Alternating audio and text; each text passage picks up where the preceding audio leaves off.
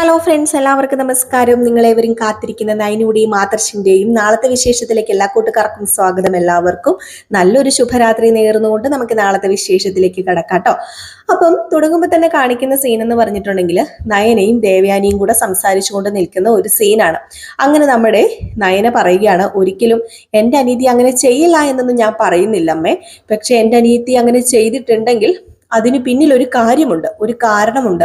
ആ കാരണക്കാരി ആരാണെന്ന് അറിയാമോ? അത് അനാമിക തന്നെയാ. അനാമികയുടെ അച്ഛനും അമ്മയും കൂടി ചേർന്ന് തന്നെയാണ് എൻ്റെ അനിയത്തിനെ ആ കേസിൽ കുടുക്കിയത്, അതും ഒരു കള്ളക്കേസിൽ. അതെനിക്ക് ഉറപ്പാ എന്നിങ്ങനെ പറഞ്ഞപ്പോഴത്തേക്കും നമ്മുടെ ദേവയാനിക്ക് അങ്ങ് സമ്മതിച്ചു കൊടുക്കാൻ പറ്റില്ലല്ലോ. അപ്പൊ ദേവയാനി പറഞ്ഞു, ആര് പറഞ്ഞു? ആരാ നിന്നോട് പറഞ്ഞത് അനാമികയാണ് ഇതിന് പിന്നിലെന്ന്? അല്ല, നിനക്ക് എന്തെങ്കിലും തെളിവുണ്ടോ? ഒരു തെളിവും ഇല്ലാതെ ഇങ്ങനെ നിന്ന് സംസാരിക്കില്ല നയനെ. നിന്റെ അനിയത്തി അങ്ങനെ ചെയ്തിട്ടുണ്ടെങ്കിൽ ഞാനതിന് തെറ്റൊന്നും പറയുന്നില്ല. പക്ഷെ അവരങ്ങനെ ചെയ്തോ ഇല്ലയോ എന്നും ഒന്നും അറിയാതെ അവർ പോയി തല്ലേണ്ട ഒരാവശ്യമില്ലായിരുന്നു എന്നിങ്ങനെ പറയുകയാണ്. എന്നിട്ട് പറഞ്ഞു, നിനക്കും നിന്റെ അനീതിക്കൊക്കെ കുറച്ച് അഹങ്കാരം കൂടുതലാണ്. ആ അഹങ്കാരം മാറ്റിവെക്ക്, അത് കഴിഞ്ഞിട്ട് നിലത്ത് നിൽക്ക്. അങ്ങനെയാകുമ്പോൾ കുഴപ്പമില്ല. പിന്നെ നിന്റെ അനിയത്തിനെ ഞാൻ കുറ്റം പറയുന്നില്ല. ഒരു പെണ്ണിന് വേണ്ട എല്ലാ ഗുണങ്ങളും അവൾക്കുണ്ട്. ഒരു കരുത്തുറ്റ ഒരു പെൺകുട്ടി തന്നെയാണ് അവൾ. അതുകൊണ്ട് തന്നെയാണ് അവള് ഒക്കെ പോലീസ് ഡിപ്പാർട്ട്മെന്റിൽ ആ ഒരു സെലക്ഷൻ കിട്ടിയതും SI ആകാൻ പോകുന്നതൊക്കെ. അത് ഞാൻ സമ്മതിക്കുന്നു. പക്ഷേ അത് അത്യാവശ്യത്തിന് മാത്രം ഉപയോഗിക്കണം. നമ്മൾ എന്ത് കണ്ടാലും കേട്ടാലും ഉടനെ പ്രതികരിക്കാൻ പോകരുത്. അതിനൊരു ഗ്യാപ്പ് ഇടണം. ഗ്യാപ്പ് ഇടണം എന്ന് പറഞ്ഞാൽ അറിയാലോ, വേണ്ടടുത്ത് പ്രതികരിക്കണം. വേണ്ടാത്തടുത്ത് പ്രതികരിക്കാൻ പോയാൽ ചിലപ്പോൾ ഇങ്ങനെയൊക്കെ ഇരിക്കും എന്നുള്ള രീതിയിൽ ഇങ്ങനെ സംസാരിച്ചിട്ട് നമ്മുടെ ദേവയാനി അങ്ങ് പോവാണ്. ഏതായാലും ദേവയാനി മനസ്സിൽ വിചാരിക്കുന്നുണ്ട്, എൻ്റെ ഈശ്വര, എനിക്കറിയാം നന്ദു ചെയ്തത് നല്ല കാര്യമാണെന്ന്. പക്ഷെ എനിക്കത് പുറത്ത് പ്രകടമാക്കാൻ പറ്റില്ലല്ലോ. അങ്ങനെ ഞാൻ പ്രകടിപ്പിച്ചിട്ടുണ്ടെങ്കിൽ നയന എല്ലാ സത്യങ്ങളും അറിയില്ലേ എന്നുള്ള രീതിയിൽ ഇങ്ങനെ മനസ്സിൽ വിചാരിച്ചിട്ടാണ് അങ്ങ് പോയത്. ഇതേസമയം നമ്മുടെ നയനയോ അമ്പടി കള്ളി എല്ലാം ചെയ്തു വെച്ചിട്ട് എൻ്റെ അനീതിനെ രക്ഷിച്ചിട്ട് എന്നിട്ട് ഒന്നും അറിയത്തില്ലാത്തതുപോലെ എൻ്റെ മുമ്പിൽ അഭിനയിക്കുകയാണല്ലേ. ഈ അഭിനയം എത്ര നാൾ തുടരുന്നു ഞാനൊന്ന് നോക്കട്ടെ. എനിക്കറിയാം അമ്മ അറിഞ്ഞിട്ടുണ്ട്, അമ്മ ഉറപ്പായിട്ട് അറിഞ്ഞിട്ടുണ്ട് കരള് കൊടുത്ത മരുമകള് അത് ഞാൻ തന്നെയാണെന്ന്.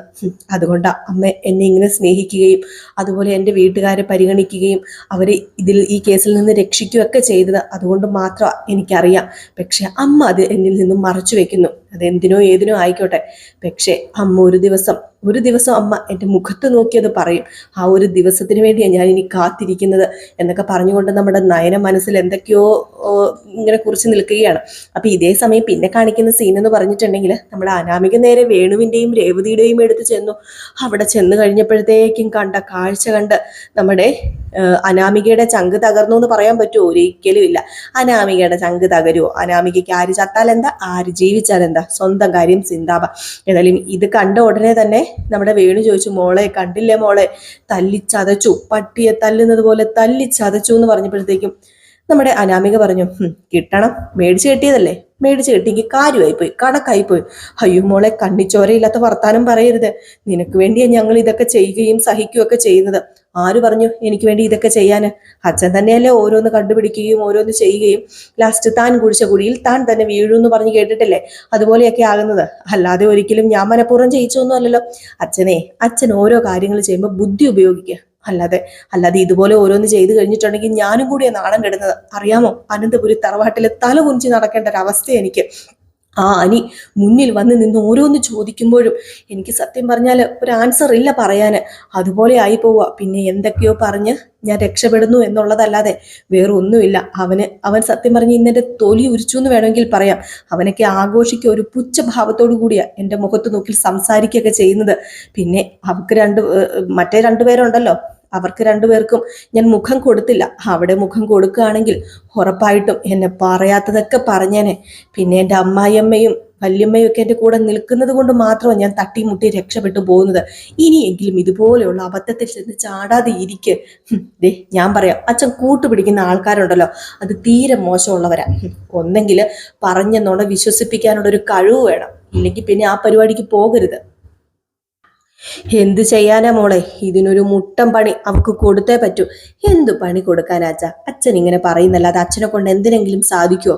രണ്ടുപേരും ഇവിടെ ഇരിക്കുക. ഇനിയിപ്പം ഉടനെ പുറത്തൊന്നും ഇറങ്ങാൻ പറ്റില്ലല്ലോ. രണ്ടുപേർക്ക് ഇങ്ങനെ ഇരിക്കാനല്ലേ പറ്റത്തുള്ളൂ. അല്ല, ഇനിയിപ്പം വെച്ചുണ്ടാക്കി തരാൻ ആരെങ്കിലും ഉണ്ടോ? അത് പിന്നെ മോളെ എനിക്ക് കുറേശ്ശെയൊക്കെ പറ്റും. പിന്നെ മുറിവൊന്നും ഇല്ലെന്നേ ഉള്ളൂ. മേലുണ്ടല്ലോ മൊത്തം വേദനയാ. ഉപ്പുവെള്ളത്തിൽ കുളിച്ചിട്ടൊന്നും വേദന മാറുന്നില്ല. ഓ, വല്ല വൈദ്യന്റെ അടുത്ത് പോകുമായിരുന്നെങ്കിൽ. വൈദ്യന്റെ അടുത്ത് പോകാൻ പൈസ ഉണ്ടോ കയ്യില്?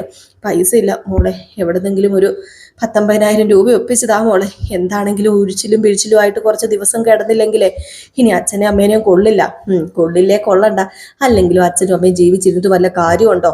ഉണ്ടാക്കി വെച്ചിട്ട് അതും എനിക്ക് നാണക്കേട് മാത്രമേ ഉണ്ടായിട്ടുള്ളൂ നിങ്ങളെ രണ്ടുപേരെ കൊണ്ടും എന്നൊക്കെ പറഞ്ഞ് നമ്മുടെ അനാമിക ഇങ്ങനെ ഇവരെ തന്നെ പറഞ്ഞുകൊണ്ടിരിക്കുകയാണ് കേട്ടോ. വേണുവിനും സത്യം പറഞ്ഞ രേവതിക്കും മോളായിട്ട് അനാമിക ഉണ്ടെന്ന് പറയുന്നത് വെറുതെയാണ്. സ്വന്തം കാര്യം സിദ്ധാവാന്ന് പറഞ്ഞ് നടക്കുന്ന മോളുണ്ടായിട്ട് ഒരു കാര്യമില്ല. ഏതായാലും ഇതേ സമയം പിന്നെ കാണിക്കുന്ന സീൻ എന്ന് പറഞ്ഞു കഴിഞ്ഞിട്ടുണ്ടെങ്കിൽ വേറെ ഒന്നുമല്ല, നമ്മുടെ ജാനകിനെയാണ്. അപ്പൊ ജാനകി നമ്മുടെ ദേവയാനിയോട് കാര്യങ്ങളൊക്കെ പറയുക.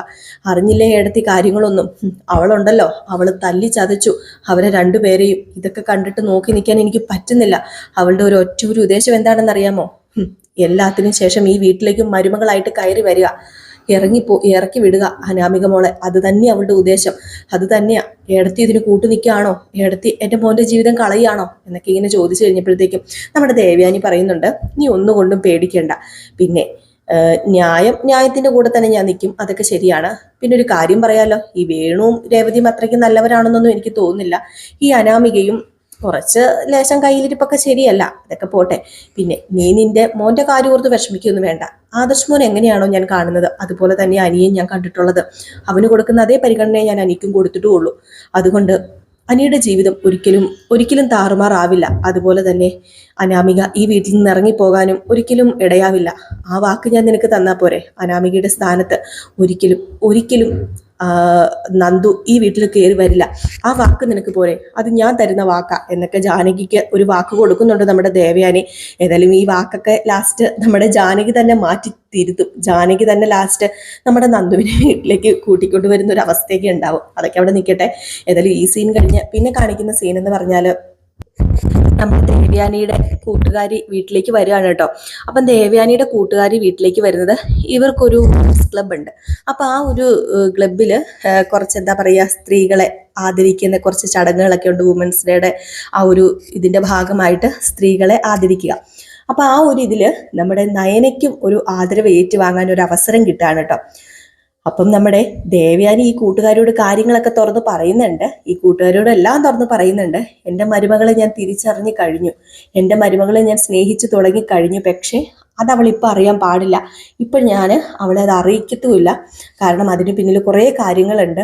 എല്ലാവരും എന്നെ മറച്ചു വെച്ച് പറ്റിക്കുമായിരുന്നുവല്ലോ. ആരോട് ചോദിച്ചിട്ടും ആരും ഇതുവരെ ആ കരൾ തന്ന പെൺകുട്ടി ആരാ നിന്നോട് പറഞ്ഞു തന്നിട്ടില്ല. ഈ വീട്ടിലുള്ള എല്ലാവരും എന്നെ പറ്റിക്കായിരുന്നു. അതിനോടൊപ്പം നയനയും എന്നെ പറ്റിച്ചു. അപ്പം അതുകൊണ്ട് തന്നെ ഞാൻ ഒരിക്കലും ഇത് അവളോട് പറയില്ല. പിന്നെ അവൾക്കൊരു വൻ സ്വീകരണം കൊടുക്കണം എന്ന് എൻ്റെ മനസ്സിലുണ്ട്. നമ്മുടെ ആ ഒരു വുമൻസ് ഡേയുടെ അന്ന് നമ്മുടെ ക്ലബിലെ ഗസ്റ്റായിട്ട് നമുക്ക് അവളെ തന്നെ ക്ഷണിക്കാം. അപ്പം പിന്നെ പ്രശ്നമില്ലല്ലോ.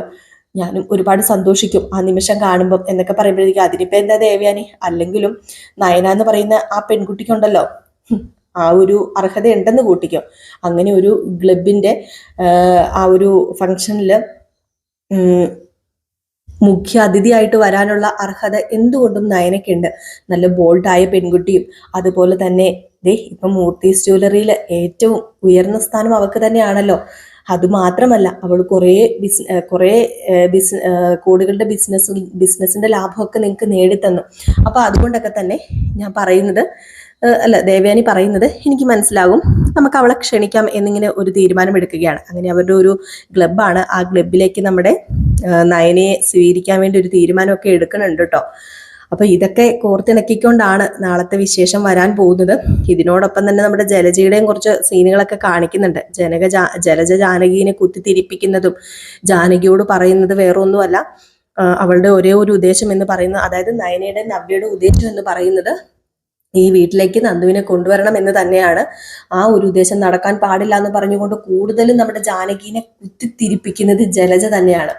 അപ്പം ജലജ ഇത് പറയുന്നത് കേൾക്കും തോറും നമ്മുടെ ജാനകിക്ക് നയനിയോടും അതുപോലെ തന്നെ നന്ദുവിനോടുമുള്ള ദേഷ്യമൊക്കെ കൂടും. ആ ഒരു ഇതിലാണ് ദേവയാനിയോട് ചെന്ന് കാര്യങ്ങളൊക്കെ സംസാരിക്കുന്നത്.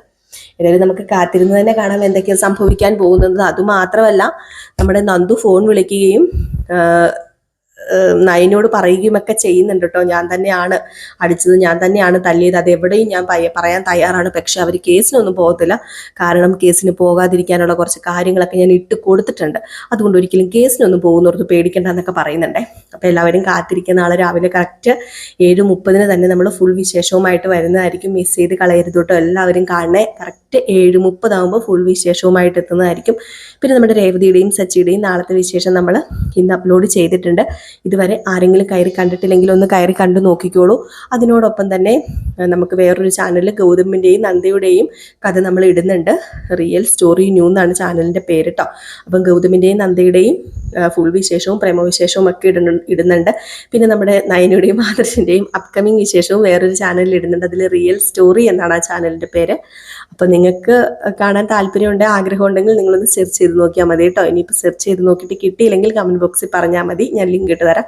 അപ്പോൾ എല്ലാവർക്കും വീണ്ടും നല്ലൊരു ശുഭരാത്രിയൊക്കെ നേർന്നുകൊണ്ട് നിർത്തുന്നു. പിന്നെ മറക്കരുത്, സബ്സ്ക്രൈബ് ചെയ്തിട്ടില്ലാത്തവരുണ്ടെങ്കിൽ തീർച്ചയായിട്ടും സബ്സ്ക്രൈബ് ചെയ്ത് വെക്കണം. അതിനോടൊപ്പം തന്നെ നിങ്ങൾ പോകുന്നതിന് മുമ്പായിട്ട് ഒരു ലൈക്കും കൂടി അടിച്ചിട്ട് പോകണം കേട്ടോ. അത് വേറൊന്നും കൊണ്ടുമല്ല, ഈ വീഡിയോ ഇങ്ങനെ കറങ്ങി ഒത്തിരി പേരിൽ ചെല്ലണമല്ലോ, അതിന് നിങ്ങളുടെ ലൈക്കാണ് നമ്മളെ സഹായിക്കുന്നത്. അപ്പോൾ അതുകൊണ്ടാണ് കേട്ടോ. അപ്പോൾ ഇപ്പം തന്നെ ഒരു ലൈക്ക് അടിച്ചോണേ. അപ്പോൾ ടാറ്റാ, ബൈ ബൈ.